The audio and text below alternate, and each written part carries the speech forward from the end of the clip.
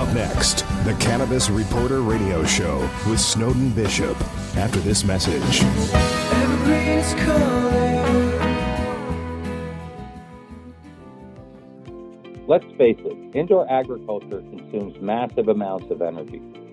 Between cooling high-intensity grow lights and regulating climate in large facilities, electric bills can run a successful grow operation into the red.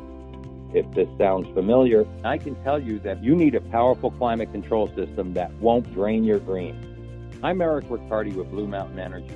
Our state-of-the-art HVAC systems are powered by natural gas and propane, which means you can reduce your electricity use by as much as 80% and get your grow operation back in the black and maximize your growing space. Visit BlueMountainEnergy.com to schedule your free energy assessment and see how Blue Mountain Energy can put that green back in your pocket. And now, it's time for the Cannabis Reporter Radio Show with Snowden Bishop.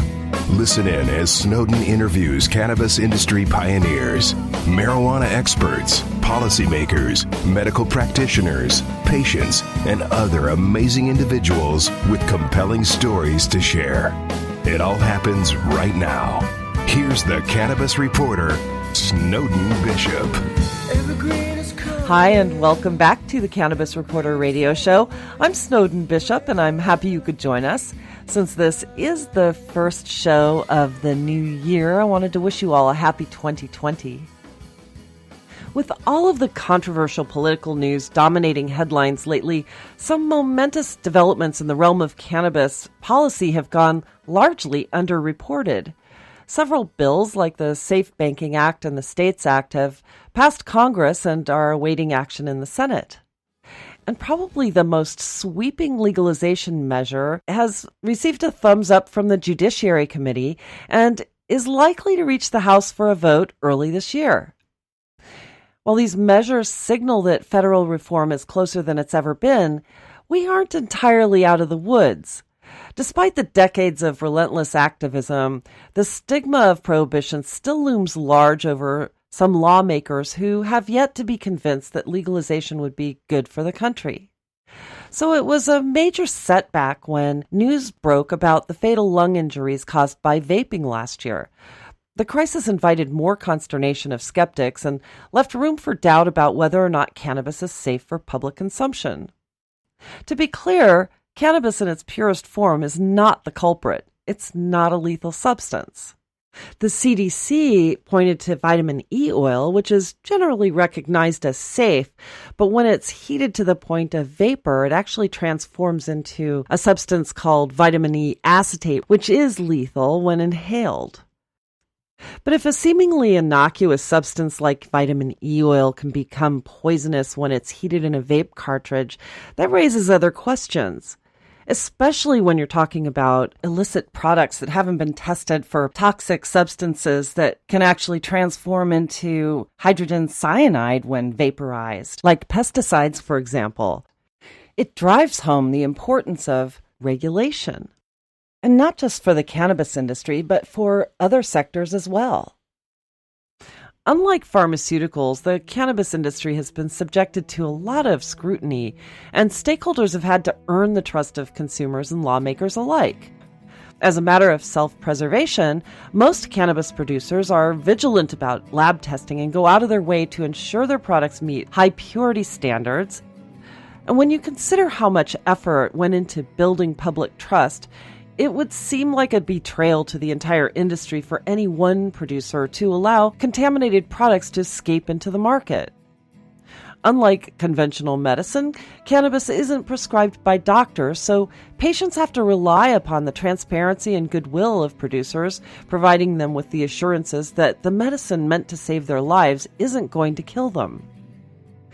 By contrast, pharmaceuticals that are prescribed by a doctor are just automatically assumed to be safe. But the question is, are they? Ironically, we don't ask the same questions of the pharmaceutical industry, and largely because we trust our doctors. We also put a lot of faith into the government oversight of our food and medicine, but the truth is, few of us really know what they're made of. I mean, think about it. When was the last time you asked to see a certificate of analysis for a medicine prescribed by a doctor? And how many people really think about the chemicals used to grow, process, or preserve the foods we eat, or question where exactly the prescription medicines we take were made? How many of us connect the food we ingest with the increasing prevalence of autoimmune diseases or cancer in our society? And when medical conditions worsen or result in fatalities, how many of us actually ask about the pharmaceuticals that may have contributed to it? Furthermore, there's just been a lot of deregulation going on, and we really don't have a lot of transparency of institutions that are meant to protect us. So when you consider that, the vaping crisis should serve as a wake-up call for all of us to start paying more attention, asking more questions, and demanding better oversight. And this is where cannabis actually has a good opportunity to shift the paradigm for other industries. Most states require that growers and manufacturers test their ingredients and make certificates of analysis available to consumers upon request. But state-mandated testing of the cannabis plant may not be sufficient enough to detect all of the contaminants that led to the vaping deaths. Cannabis producers need to also test their soil and substrates and their entire supply chain from soil to extracts. That's the topic of today's show, and our guests unearthed some shocking revelations that appear in a report they co-authored called Plant STDs. And yes, you heard me right, STDs, which I'll let them explain. So, autoimmune specialist Jessica Chandler and cannabis media expert Denise Mahaffey are principals in a research firm called Trinity Global and creators of a public service campaign to educate the public about the hazardous chemicals prevalent in the substrates and growing media most commonly used for indoor cultivation. As a PR specialist, Denise has represented clients in emerging and existing markets with a focus on cannabis enterprise and organizations that have been a catalyst for positive change. She's actively involved in advocacy groups such as NFL Pro Bowl Computers and the U.S. Hemp CBD Media Industry Foundation since 2013. She's a 40 Under 40 award recipient and producer and host of Inspire San Diego. Jessica is an award-winning researcher who specializes in the field of autoimmune diseases. She spent 20 years helping to set industry standards furthering autoimmune disease research and diagnostic standards. Thank you both so much for joining me. Thank you. Thank you so much. So I'm really eager to hear about plant STDs. But first, Jessica, I'm really interested in your background because you've been researching in the field of autoimmune diseases. So I know that this is very much related to your work. Tell me a little bit about your background. Yes. So to give you a little bit of background about me, I have been in the biomedical field for over 22 years. I had my own research and diagnostic company specializing in rheumatic autoimmune disease. I've taken that company over the years and expanded it to include infectious diseases as well. Some of the products that I did was developing new diagnostic assays. I was the manufacturer of the autoimmune disease controls for Quest Diagnostics, which is the largest lab in the U.S. And I've been a supplier of diagnostic materials and raw materials to some of the largest companies in the world, such as Siemens, Abbott, Toshiba. And I have also been a manufacturer for other controls with NIH, National Institute of Health, as well as the AMLI, Association of Medical Laboratory Immunologists. That thing kind of gives me just a tiny little bit of experience in the industry of health. To say the least. I mean, your credentials are amazing. And Denise, tell me a little bit about how you began your foray into the research about the pathogens that you're finding in the substrates. Sure, I'd be happy to. comes with a little bit of a story. My journey in the hemp industry started in 2013, and throughout the course of time, there have been mold recalls on products that are going out to dispensaries. And as of late, we've been seeing mold recalls, and we've been seeing injuries and death associated with vaping products. So we've been through, Jessica and I have been through farm tours, seen how the operations work. We've been introduced to heads of industry, and we kept asking questions because we wanted to figure out where is the source of this mold coming from, and is it a problem that can be resolved? And we ended up doing a lot of background research for months on the topic of an unsuspected contaminant source, which is the soilless grow media that the seeds or the sprouts are planted in mostly hydroponic environments.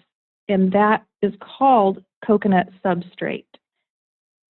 It has a common name, coconut coir or coconut peat, cocoa coir, cocoa peat, and it's very popular because it helps with the root growth of the plant and supporting the actual roots. And what we found was with the laboratory tests of 5 of the more popular brands on the market, 40% came back with pathogenic molds, fusarium, and pythium. You discovered this by accident. Tell me what happened. Yeah, so we decided, well, if you could get a certificate of analysis on a finished product, could you also get a certificate of analysis on the different inputs, which is what is used to support plant growth? And the answer was yes. So most of the contamination research that's out there points to fertilizer, non-organic fertilizer, and weed control, and the health repercussions of ingesting that into your body. So that was already known. What wasn't known was the substrate. So when the analysis came back, it was literally the smoking gun on how mold begins to proliferate in a grow environment, especially for cannabis, which is the microcosm of agriculture. And it's tested multiple times throughout its plant life cycle before it turns into a finished product for consumers. And there was the one story that you had told me before, which was that you had planted your own seeds for vegetables. Tell me about that. Yeah, so I really wanted to plant something and grow something in my home garden. I went to Home Depot and I purchased a greenhouse tray with these prepackaged pellets. All you do is add water and add a seed. How hard could that be, right? So I did. I put the seeds in, I put the water in exactly like the instructions said, and mold formed. And the question that was always in the back of my mind is, where did the mold come from? So as we were doing this research, it dawned on me it happened to me on a very small scale. So my loss was maybe $10 at the garden center, but when you're talking about a commercial operation, especially with cannabis, you're talking millions of dollars of an investment in the grow facility, all the equipment. And as the nutrients and everything's flowing through the whole system in an indoor grow environment, if there's contamination present, it will proliferate and contaminate the entire operation. And that is where the big issues start coming in, is what do these growers do with this contaminated crop? You know, because it is a substantial loss that they could be facing. No doubt. Then what you have is you have a crop that is covered with mold, powdery mildew, PM, and they spray it with fungicide. Well, what happens when the fungicide is then heated because this crop is either unscrupulously sold or